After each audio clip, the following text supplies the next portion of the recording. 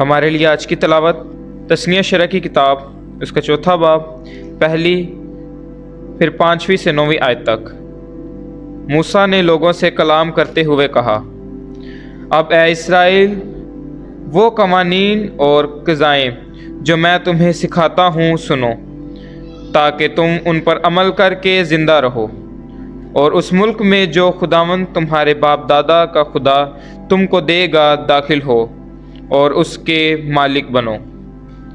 دیکھو میں نے وہ قوانین اور قضائیں جو خداوند میرے خدا نے مجھے فرمائیں تمہیں سکھائیں، تاکہ اس ملک میں ان پر عمل کرو جس پر قبضہ کرنے کے لیے تم جاتے ہو، پس ان کو مانو اور ان پر عمل کرو، کیونکہ یہ ان قوموں کی نگاہ میں تمہاری عقل مندی اور دانشوری ہوگی، جو ان قوانین کو سن کر کہیں گی، یقیناً یہ قوم بڑی ہے، یہ لوگ عقل مند اور دانشور ہیں۔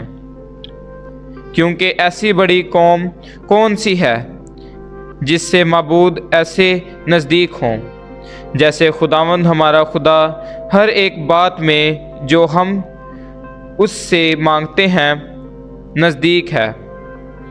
اور کون سی ایسی بڑی قوم ہے جس کے قوانین اور قضائیں ایسی راست ہیں جیسی یہ ساری شریعت ہے جو آج کے دن میں تمہیں دیتا ہوں۔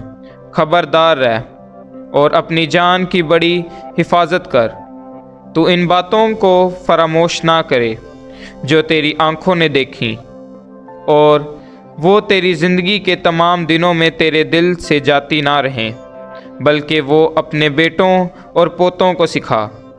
پاک کلام کے پڑھے اور سنے جانے پر خداوند کی خاص برکت ہو۔ خداوند کا شکر ہو۔